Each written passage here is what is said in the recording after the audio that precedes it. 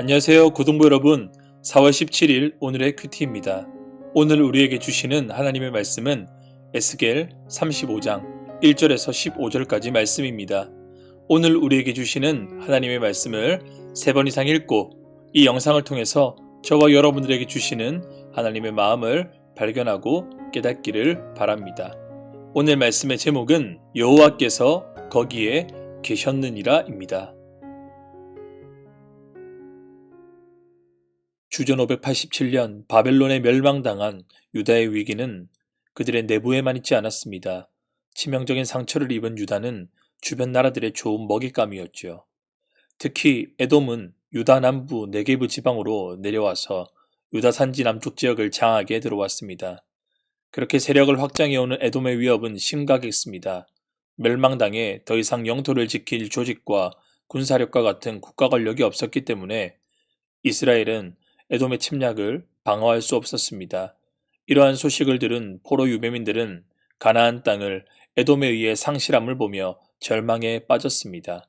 그때 에스겔을 통해 하신 하나님의 말씀이 오늘 본문의 말씀입니다. 1절에서 4절까지 말씀을 함께 읽겠습니다.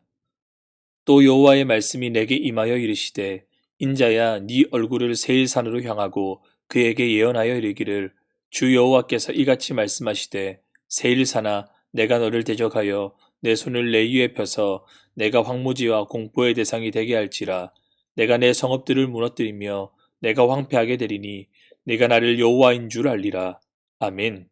여호와 하나님께서 이제 세일산 위로 손을 펴셔서 에돔을 황무지와 공포의 대상으로 만드십니다. 세일산은 에돔의 산악지대로 에돔의 중심 지역이었습니다. 따라서 세일 혹은 세일산은 에돔과의 동의어로 사용되었습니다. 이와 같이 세일의 성읍들, 에돔을 폐허로 만들어 황무지가 되게 하시는 여호와의 심판을 통해 에돔은 여호와 하나님께서 어떤 분이신지 누구신지 알게 될 것입니다. 그런데 여기서 의문이 생깁니다. 그렇다면 왜 여호와 하나님께서는 에돔을 이 멸망의 심판 가운데 넘기시는가에 대한 문제입니다. 우리 5절 말씀을 함께 읽겠습니다. 네가 옛날부터 한을 품고 이스라엘의 족속의 환란 때 곧 제약의 마지막 때에 칼의 위력에 그들을 넘겼도다. 아멘. 본디 이스라엘과 에돔, 이 두 국가는 한 조상에게서 나온 형제 국가입니다. 야곱에게서 이스라엘이, 에서에게서 에돔이, 즉 한 아버지 이삭에게서 나온 두 형제가 각각 시조가 된 국가이죠. 자, 그런데 우리 창세기 27장 41절 말씀을 함께 읽겠습니다. 그의 아버지가 야곱에게 축복한 그 축복으로 말미암아 에서가 야곱을 미워하여 심중에 이르기를 아버지를 곡할 때가 가까웠은즉 내가 내 아우 야곱을 죽이리라 하였더니. 아멘. 오늘 읽었던 이 창세기 27장 41절 말씀에 따르면 에돔의 시조 에서는 동생 야곱이 아버지 이삭을 속여 축복을 가로챈 일로 인해 야곱을 미워하여 아버지가 돌아가시면 그를 죽이리라 마음먹었습니다. 그리고 꽤 오랜 시간이 지나 창세기 33장에 이르러서 두 사람이 다시 재회하게 되었을 때 표면적으로 두 사람은 화해하고 그 갈등은 종식된 듯 보였습니다.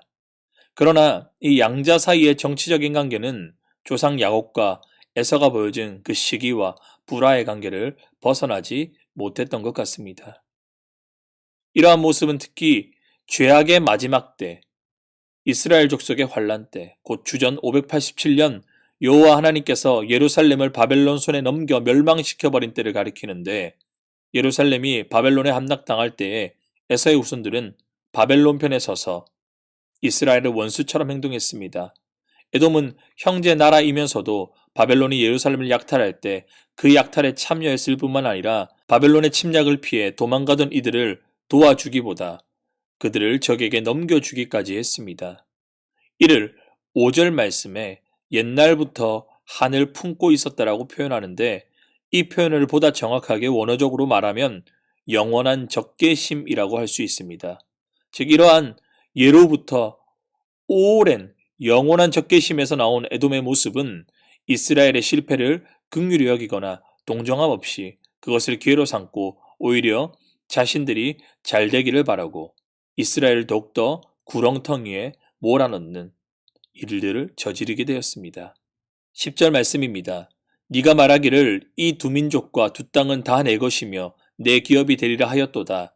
그러나 여호와께서 거기에 계셨느니라. 아멘. 이와 같이 이스라엘 향한 오랜 영원한 적개심을 가지고 있던 에돔은 이스라엘이 멸망당하게 되자 가나안 땅, 이스라엘이 차지하고 있던 그 땅에 대한 욕심으로 나타나게 되었습니다. 그래서 혼란한 틈을 타 유다 남부 네게부 지방을 장악해 들어왔던 것입니다. 그래서 앞서 읽었던 이 10절 말씀처럼 두 민족과 두 땅, 곧 이스라엘과 유다 모든 가나안 땅의 새로운 주인이 되고자 했던 것입니다. 그러나 이스라엘이 포로로 잡혀갔다고 해서 가나안 땅, 그 땅은 무주공산이 아닙니다. 10절 말미의 말씀처럼 여호와께서 거기에 그 땅에 계셨습니다.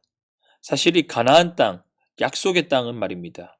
이스라엘 백성이 그 땅의 주인이 아닙니다. 에돔 백성 것은 더욱 아닙니다. 누가 주인입니까? 거기에 계신 하나님의 것입니다.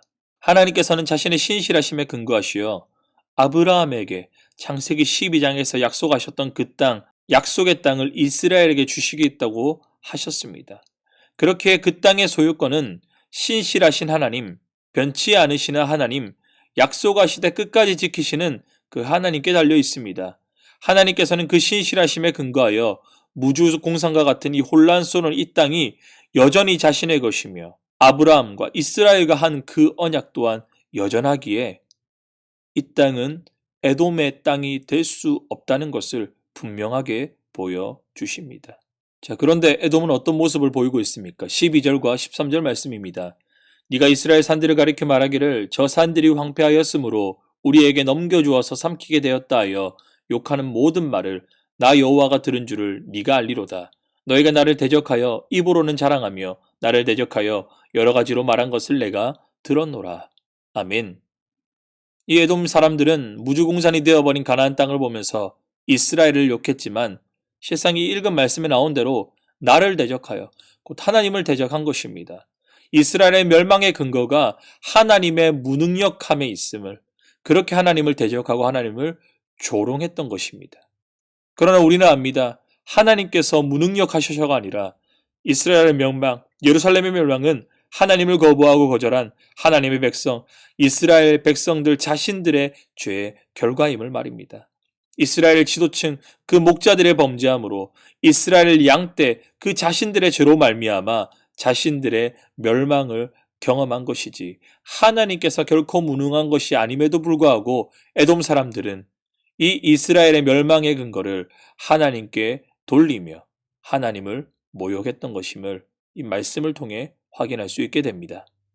사랑하는 고등부 여러분, 오늘 말씀을 정리하면서 두 가지를 함께 생각해 보고자 합니다. 먼저 우리는요, 이 에돔의 모습을 보면서 우리 자신을 돌아보게 됩니다. 우리 안에 혹시 다른 이들을 향한 오랜 적개심, 분노가 혹시 있진 않습니까? 그래서 용서하지 못하고 미워하는 사람이 있지 않습니까? 그래서 혹시 그들의 아픔이나 그들의 고통을 보면서 혹시 기뻐하거나 즐거워하고 있는 모습은 우리 안에 있지는 않은지 돌아보게 됩니다. 다른 이들의 실패를 등에 업고 내가 잘 되기를 바라는 그런 모습들이 있다고 한다면 그런 우리가 하나님을 조롱하고 하나님께 심판받아 마땅한 에돔과 같은 영적인 에돔의 후손은 아닌지 우리 자신을 다시 한 번 더 점검하기 바랍니다. 자, 그리고 우리가 두 번째로 한번 생각해 볼 것은 하나님께서는 하나님 백성을 징계하시기도 하지만 약속의 땅에서 그래서 쫓아내시기도 했어요. 그러나 결코 그의 백성들을 포기하거나 그 언약을 버리지 않으시는 분이십니다. 그러므로 이 이스라엘을 회복하시기 위해 이스라엘의 멸망을 가져온 이스라엘 목자들을 심판하시고 이스라엘 양떼들 가운데 있는 그 강한 것들을 심판하시며 이제는 무주공산이 되어버려 혼란스러워하는 이 땅을 차지하려고 드는 에돔까지 심판하십니다. 이스라엘의 회복을 위해서 말입니다. 여러분, 정말 어떻게 보면요, 아무 도리가 없는 현실을 살아갑니다. 아무런 소망이 없는 현실을 이 이스라엘 백성들은 마주했지만 우리가 읽었던 말씀에 여호와 하나님께서 거기 계셨습니다. 하나님이 이렇게 말씀하시는 거예요. 내가 거기 있다. 내가 거기 있단다. 여러분, 그렇기 때문에 사방에 우겨쌈을 당하는 이런 어려운 현실을 마주할지라도 지금 거기 계신, 지금도 변함없이 여전히 그 약속에 신실하신 하나님, 그리고 거기서 기다리고 계신 주님을 바라보고 우리가 주님께 돌이키며 다시 주님을 신뢰하며 나아갈 때에 에돔과 같은 이스라엘 대적들을 심판하시듯 우리의 삶을 다시금 회복하시는 주님의 은혜를 맛보게 될 것입니다. 그러므로 오늘 저와 여러분들의 삶의 자리, 거기서 여전히 신실하게 계신 하나님을 신뢰하며 오늘도 포기하지 않으시는 주님의 은혜를 바라보며 오래된 적대감들이 가득했던 우리의 삶에서 주님께 돌이키십시오. 원망이나 미움이 가득했던 우리의 삶에서 주님께 돌이키십시오. 주님은 그 자리 가운데서 여전히 거기 계신다 말씀하십니다. 그러니 우리가 해야 될 것은 거기 계신 주님을 바라보고 거기 계신 주님께 나아가고 거기 계신 주님께서 행하실 것을 신뢰하며 주님을 함께 나아가는 것입니다. 그런 저와 여러분들이 될 수 있기를 주 예수님의 이름으로 축복합니다. 아멘. 기도하겠습니다. 여호와 삼마 거기 계시는 하나님을 찬양합니다. 내가 실패할지라도 내가 부족할지라도 여전히 거기서 나를 향해 신실하게 거기 계시는 주님의 이름을 찬양합니다. 주님, 그 주님의 신실하심으로 인해 실패한 우리가 다시금 주님을 바라보며 돌이킬 때 우리의 삶이 주님의 회복을 누리게 됨을 믿음으로 나아갑니다. 사방에 우겨쌈을 당할지라도 주님을 신뢰하고 주님께 다시금 돌이키며 나아가는 우리 고등부 친구들의 그 삶 가운데 주님의 회복과 주님의 은혜와 주님의 사랑을 누리는 복된 오늘, 복된 하루가 될 수 있도록 주님 역사하여 주시옵소서. 혹시나 우리의 삶 가운데 우리의 삶을 올가매는 오래된 적대감들, 오래된 제약들, 우리 안에 풀리지 않는 이런 문제들이, 원망들이 있습니까? 고통들이 있습니까?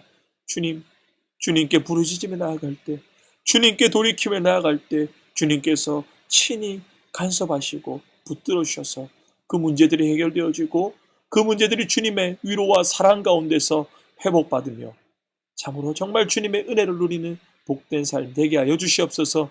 감사드리며 주 예수님의 이름으로 기도드립니다. 아멘.